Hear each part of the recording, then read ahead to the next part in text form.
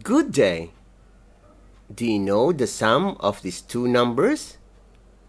That will be our lesson for today. It is nice to have a generous neighbor. We always tend to borrow something from them. That is how the name neighborhood technique was coined. In mathematics, we always tend to borrow numbers.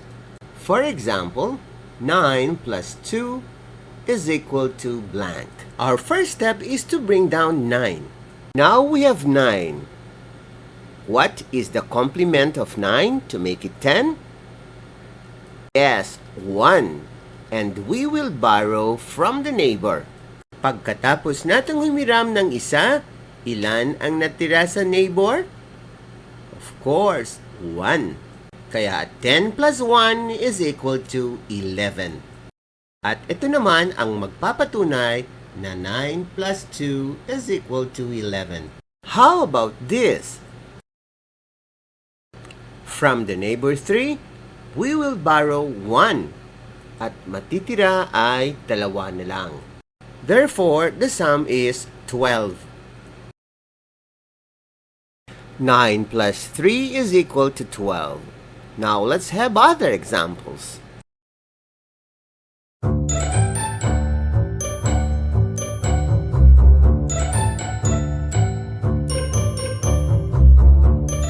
Nothing is left for the neighbor. 9 plus 1 is equal to 10. Now we have 9 plus 5. Let's borrow 1 from the neighbor 5. What is left from the neighbor 5 is 4. Therefore, 9 plus 5 is equal to 14. 9 plus 5 is equal to 14. We have another example. 9 plus 4.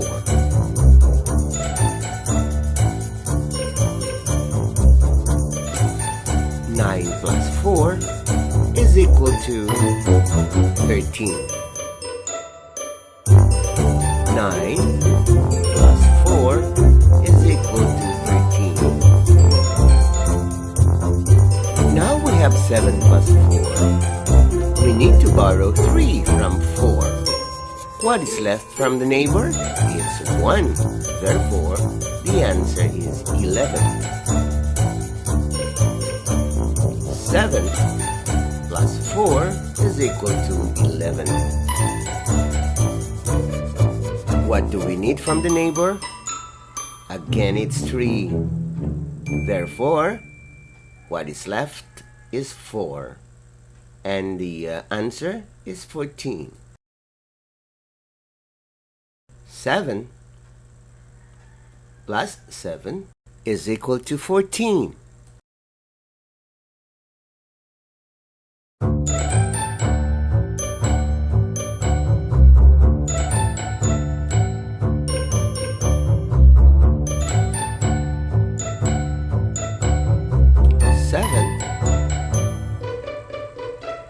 Plus 9 is equal to 16.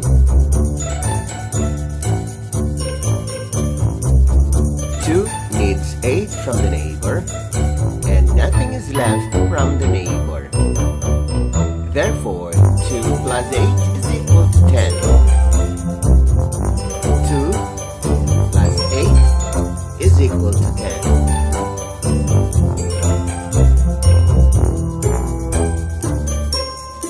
3 needs 7. What is left from the neighbor 9 is 2. Therefore, 3 plus 9 is equal to 12.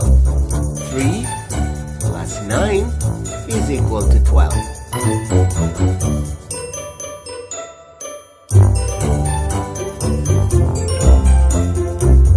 Number 5 needs 5 from the neighbor 8. What is left from the neighbor 8 is 3. Therefore, 5 plus 8 is equal to 13. 5 plus 8 is equal to 13. Ano ang kailangan ng 2 upang maging 10? Of course, we have to borrow 8 from the neighbor 9. Ang natitira mula sa kapitbahay ay 1. Kaya ang 2 plus 9 is equal to 11. 2 plus 9 is equal to 11.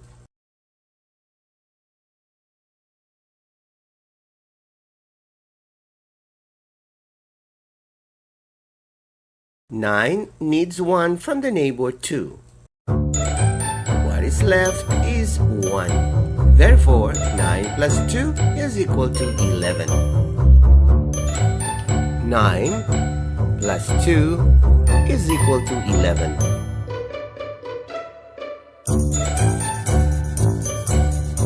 4 needs 6 from the neighbor 9. What is left from the neighbor 9 is 3. Therefore, 4 plus 9 is equal to 13. 4 plus 9 is equal to 13.